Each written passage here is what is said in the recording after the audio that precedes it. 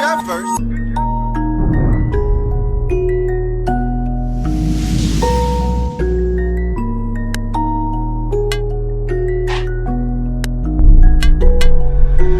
Get your money up and then you go to war. Tied it like a sons of Archie Biker boy. Wrists on 10, did it once again. I might never ever smoke a swish again. Bust down, roll his pen. Ask my jeweler. Orange face on it, got a nigga dancing stupid. I wonder how I feel to make $1 million off of music. The most underrated. Hey bitch, hand me that Uzi. 6 bands for the Chanel bag, she be swaggin'. Balenciaga crop top, going crazy. Drop top, 2 bops and Mercedes. Bitch, stop, don't play, gotta pay me. Yeah, baby. Going through the pain, barely see the game. Hit it when I came from the rap game. Healthy nigga, fast cars, weed smoke.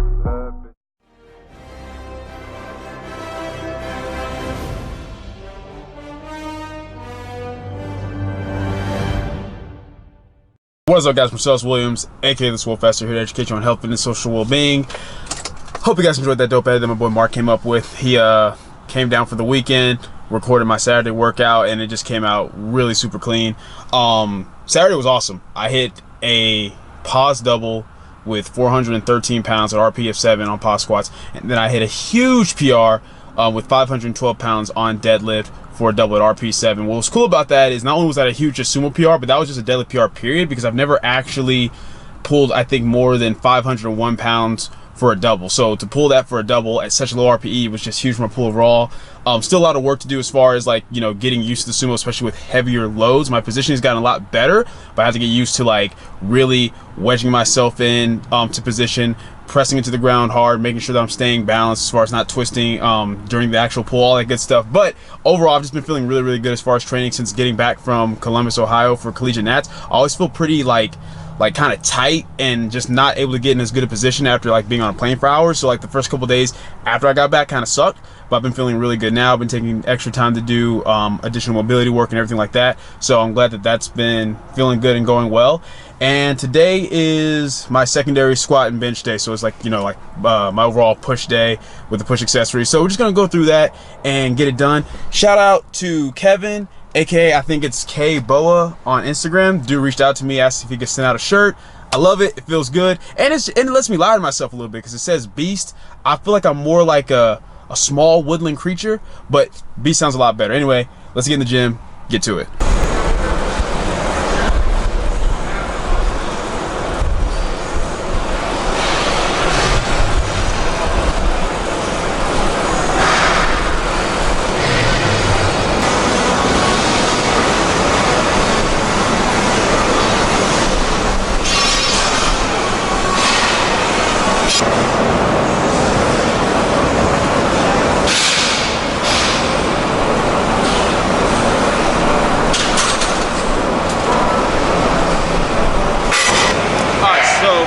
Build-up sets are feeling really, really good right now.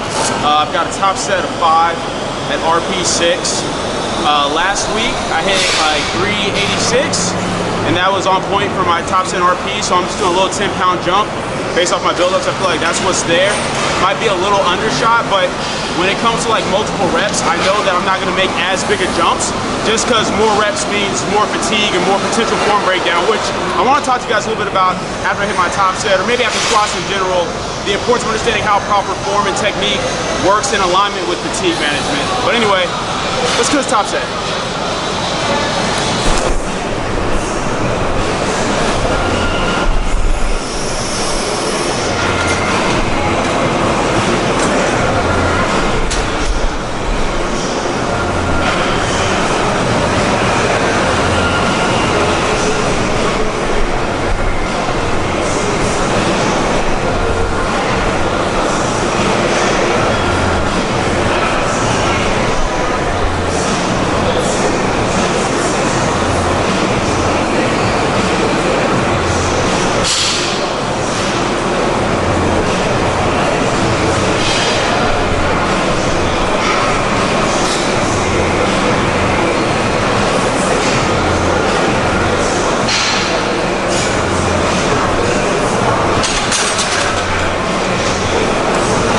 So hopefully you guys can hear me. I know it's really loud in here, so I'll try to speak up.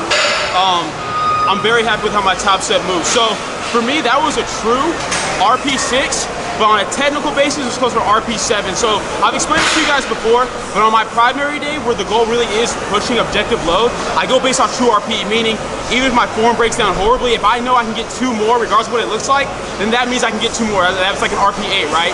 But on this day, I try to go more based upon just getting good position in. I still want the objective load to go up as the RP goes up, but today's more about getting in good, healthy volume and focusing on good form and position. So the reason I say it's a true RP6 is because I know I could have definitely had 3 more reps that would have moved just like my last rep, same speed, same position. So that's why I say technically, on a technical basis, like an RP7, but I know I could have gotten like a 4th more rep after that final one where I probably would have folded a little bit more and really had to grind through it, but I would have gotten it. So right about where I wanted to be, and I'm really happy with that because the last time I moved that much weight for 5 reps, it was close to like an RP9 to 10.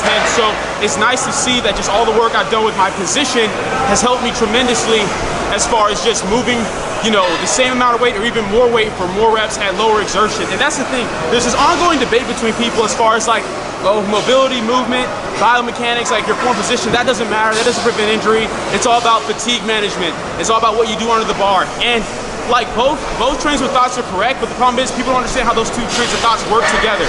Yes, when it comes to fixing your form position, it doesn't matter how much mobility work you do if you're not trying to actually get in better position under the bar. But at the end of the day, let's say you have problems where you feel really tight or you're lacking in stability or mobility, and we can do some warm-up drills that help you feel better under the bar so you can get in better position, then that's gonna help you. Yes, long-term we're fixing it under the bar, but we have to be able to get in a position under the bar where we can even do that. And that's where a lot of the mobility and the dynamic movement helps with that pre-activation and helping you get more open and helping you feel tighter where you need to feel tight and more open where you need to feel open.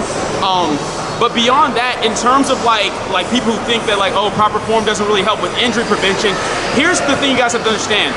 If we know more efficient movement is going to allow us to move more weight for more reps at lower exertion, then that is directly in correlation with fatigue management.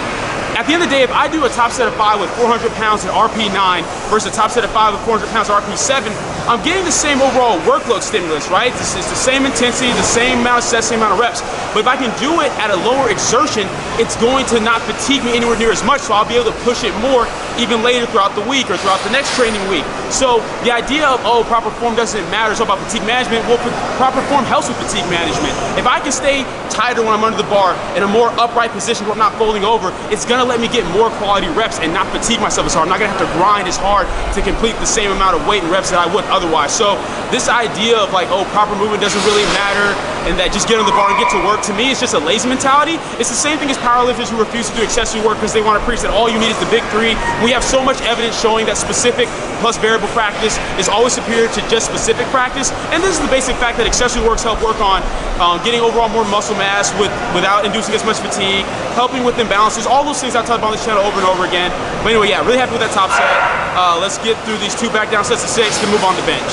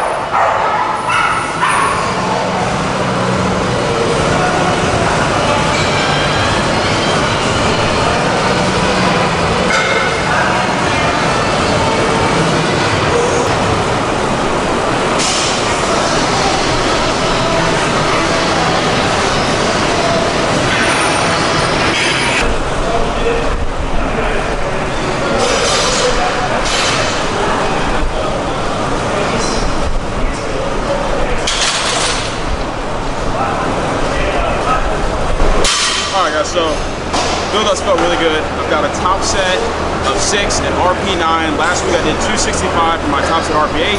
So I'm just at 5 pounds doing 270 for my top set of 6 at RP9. If this is an RP9, it ends up being like, it's gonna suck because if it's not quite RP9, I'm not gonna be able to go up again because higher rep bench, it's just hard for me to like bounce back and do another high rep set and keep it to RP. But at the same time, this could very well end up being like an RP10, even though it's only a 5-pound jump because I suck so bad at like higher rep work on bench. I'm good at higher rep work on everything else, but I'm just not very good at it on bench just because it's a lot easier to reset and get back in position for like, you know, the squat or the deadlift versus on the bench you can only reset so much. But that's why I put so much emphasis on that active intensity, make sure I'm retracting as hard as I can on the way down and resetting well at the top so that way I can try to improve each rep as well as the first. Anyway, let's see how it goes.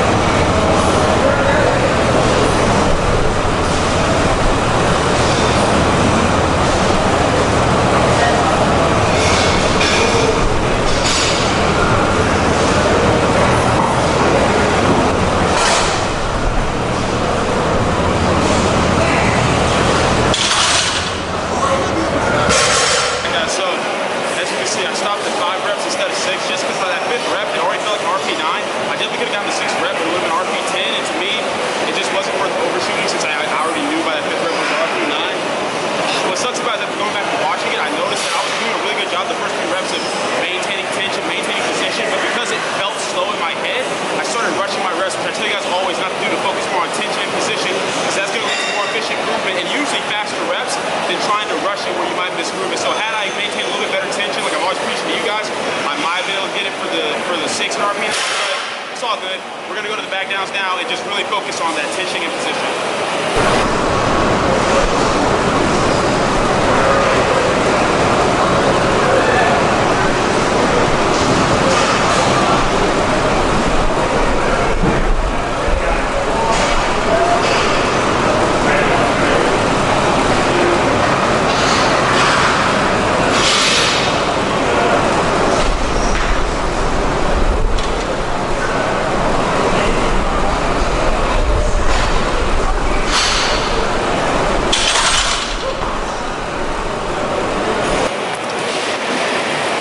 So back down spelled I didn't feel too bad. I have to always keep in mind too that rep work is always going to be a little bit hard for me compared to a lot of other powerlifters who go max grip just because of long range of motion. But my top end strength is still going up. Even on this next leg, I went back and looked, and I'm pretty sure 275 for 5 is a rep PR. I know for a fact 265 for 6 last week was a rep PR, but I'm pretty sure 275 for 5 is the most I've ever repped 275 for. So a little bit of PR there. But anyway, now it's time to go ahead, get the accessory work in, get a pump, get a nice pump so I can take the thumbnail pic for this video.